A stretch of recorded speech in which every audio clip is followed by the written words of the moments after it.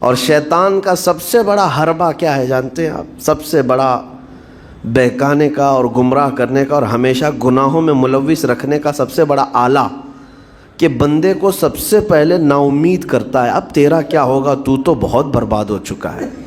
یہ جو خیال شیطان ڈالتا ہے دل میں، اس کے بعد پھر وہ بندہ جری ہو جاتا ہے، اب میرے توبہ سے بھی کچھ ہونے والا نہیں ہے، جو جس طرح زندگی چل رہی چلنے دو، ارے 50 سال ہو گئے اب تک میں یہی کرتا رہا، اب کیا سدھروں۔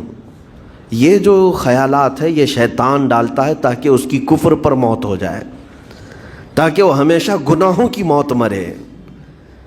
نا امیدی جو ڈالتا ہے شیطان، اب میرے ساتھ کچھ ہونا نہیں ہے۔ نہیں میرے عزیزو، رحمت عالم صلی اللہ تعالیٰ علیہ وسلم کی بارگاہ میں کیسے کیسے لوگ سبسکرائب کیجیے ہمارے چینل نور رضا کو اور بیل آئیکن کو پریس کیجیے، جس سے آپ کو ہماری نیو ویڈیو کی نوٹیفیکیشن ملتی رہے۔ توبہ کا جو آپشن رکھا گیا ہے انسانوں کے لیے، مسلمانوں کے لیے خاص طور پر، بہت ہمت والا ہے دروازہ ہے، بہت ہمت والا دروازہ ہے۔ اور اسی وجہ سے حدیث پاک میں یہ ہے کہ گناہ کرتا ہے بندہ، پھر توبہ کرتا ہے، پھر گناہ کرتا ہے، پھر توبہ کرتا ہے، یہ کرتا رہتا ہے۔ فرشتے اللہ کی بارگاہ میں عرض کرتے ہیں کہ مولا یہ تو بار بار وہی کرتا ہے، پھر توبہ کرتا ہے۔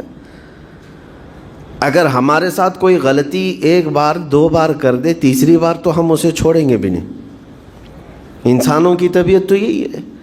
لیکن بندہ جب بار بار ایک خطا کرتا ہے اور پھر توبہ کرتا ہے، پھر خطا پھر توبہ، تو فرشتے جب اللہ کی بارگاہ میں یہ عرض کرتے ہیں کہ یہ مولا یہ ہر بار یہی کرتا ہے، تو جانتے ہیں پروردگار عالم کیا فرماتا ہے؟ ارشاد فرماتا ہے، اے میرے فرشتوں، میرا بندہ مجھے رحمان سمجھتا ہے اس لیے بار بار توبہ کرتا ہے، مجھے وہ ارحم الراحمین سمجھتا ہے، ورنہ کون بار بار اللہ تبارک و تعالیٰ کی بارگاہ میں دروازہ کھٹکھٹاتا۔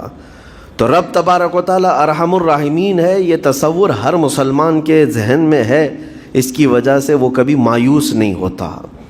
اور شیطان کا سب سے بڑا حربہ کیا ہے جانتے ہیں آپ؟ سب سے بڑا بہکانے کا اور گمراہ کرنے کا اور ہمیشہ گناہوں میں ملوث رکھنے کا سب سے بڑا آلہ کہ بندے کو سب سے پہلے نا امید کرتا ہے، اب تیرا کیا ہوگا، تو بہت برباد ہو چکا ہے۔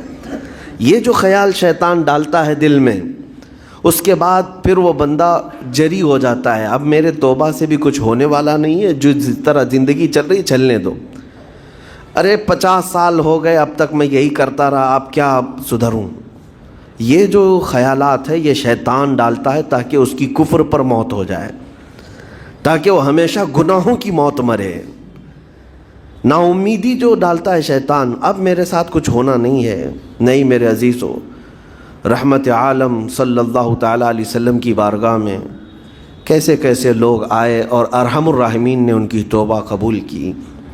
آپ کو ایک بات میں بتاؤں، سیدنا عمر ابن خطاب رضی اللہ تعالیٰ عنہ کا دور ہے، مثنوی شریف میں مولانا روم فرماتے ہیں، جنت البقیع آپ نے سنا ہوگا، قبرستان مدینے کا، مدینے کے قبرستان میں رات کے وقت ایک بوڑھا آدمی 80 سال کا جو بانسری بجاتا تھا اور اسی سے پیسہ کماتا تھا، اس کی بانسری میں بڑی اچھی لے تھی، بڑی سر اچھی تھی، لوگ سنتے تھے اور پیسے دیتے تھے، لیکن بڑھاپے میں جب سانس پھولنے لگ جاتی ہے، ہانپنے لگ جاتا ہے، سانس نہیں ٹھہرتی، تو بانسری کیسے بجتی؟ اس کی لے ٹوٹ جاتی، لہجے بدل جاتے۔ بوڑھا آدمی، اب اس کی بانسری سننے کو کوئی آتا نہیں تھا اور پیسے ملتے نہیں تھے، تھک ہار کر کے وہ آیا، رات کا وقت تھا، جنت البقیع قبرستان میں، 80 سال کی عمر کا ہو گیا ہے، اس نے بانسری توڑ دی، کہا زندگی بھر جس چیز سے میں کماتا تھا اب میری سانسوں نے جواب دے دیا، جسم پھولنے لگا ہے، سانس زیادہ آنے لگ گئی ہے، اب میرا کھانا پینا کیسا چلے گا؟ خیر ارحم الراحمین ہوں تو تیرا ہی بندہ، میرے اہل و عیال نہیں، میرے رشتہ دار نہیں، مجھے اگر تو بھوکا مارنا ہے تو اسی قبرستان میں مار دے، یا اگر میری زندگی باقی ہے تو میرے رزق کا انتظام کر دے۔ وہ رو رہا تھا 80 سال کی عمر میں۔ جب بندہ لاچار و مجبور ہوتا ہے تو پروردگار کو ہی یاد کرتا ہے۔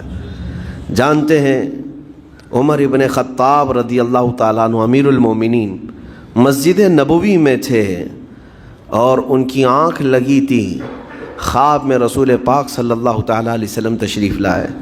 کہا عمر اللہ کا حکم ہے جنت البقیع میں جاؤ، ایک بھوکا آدمی کھڑا ہے، اپنے گھر سے کھانا لے جاؤ اور اس کی ضرورت کا انتظام کرو. نیند کھلی تو آپ نے دیکھا اللہ کے حبیب صلی اللہ علیہ وسلم کی طرف سے حکم آیا اور رب ذوالجلال کا حکم ہے. گھر سے عمدہ کھانا لیا، توشادان لے کر کے، کچھ مال و متاع بھی لے کر قبرستان میں گئے، ڈھونڈا کون ہے یہاں پر، تو دیکھا کہ ایک ہانپتا کانپتا ہوا 80 سال کا بوڑھا روتا ہوا نظر آیا. امیر المومنین اپنے ہاتھ میں توشادان لے کر اس کے قریب گئے. کہا تو بھوکا ہے؟ کہا ہاں بھوکا ہوں.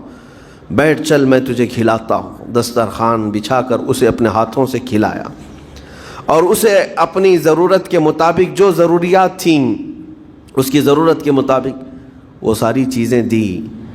وہ بوڑھا پوچھتا ہے آپ کون ہیں؟ حضرت عمر فاروق نے کہا میں عمر ابن خطاب ہوں. وہ ڈر گیا. حضرت عمر سے کون نہیں ڈرتا تھا کہ کہیں یہ کھلا پلا کر کے مجھے کوڑے نہ ماریں کہ زندگی بھر بانسری بجانے والا آج پکڑا گیا ہے، ہاں آج مجھے یہ سزا نہ دے دے. وہ کانپنے لگا. کہا کہ آپ یہاں کیسے؟ حضرت امیر المومنین کہتے ہیں میں خود نہیں آیا، مجھے اللہ کے رسول نے بھیجا اور رب تبارک و تعالیٰ کا حکم آیا تھا کہ تو بھوکا ہے اور تو نے رزق مانگا ہے اور مجھے تیرے رزق دے کر کے بھیجا گیا ہے. وہ چیخ مار کر کے گر پڑا زمین پر اور رونے لگا اپنے ہاتھ پھیلا کر. کہا سچ فرمایا مولا تو ارحم الراحمین ہے. 80 سال تجھ سے دور بھاگتا رہا، ایک بار کیا تجھے میں نے پکارا، تو نے وقت کے امیر المومنین کو کھانا دے کر بھیج دیا. اللہ رب العزت کی بارگاہ میں نا امیدی اور مایوسی جو شیطان لاتا ہے اس سے بندے بھٹک جاتے ہیں، بہک جاتے ہیں، انہیں توبہ کی توفیق بھی نہیں ملتی. اسی لیے میرا مولا فرماتا انا عند ظن عبدی بی. رب تعالیٰ فرماتا میرا بندہ میرے بارے میں جیسا گمان کرتا ہے میں اس کے ساتھ ویسا سلوک کرتا ہوں. تم کیا گمان کرتے ہو؟ وہ سخت پکڑ کرے گا، ابھی مار ڈالے گا. وہ غفار ہے، قہار ہے، جبار ہے، لیکن ساتھ میں وہ ستار بھی ہے، وہ رحمان بھی ہے، رحیم بھی ہے. اگر رب تبارک و تعالیٰ ہر چیز پر پکڑ کرتا تو ہمارا تو جینا ہی نہیں تھا. یہاں پر اتنے گناہ ہو چکے. اور وہ رب تعالیٰ فرماتا وسعت رحمتی کل شیء، میری رحمت نے ہر چیز کو گھیر رکھا ہے. اللہ رب العزت بندوں کو معاف کرنے کا اظہار زیادہ فرماتا ہے.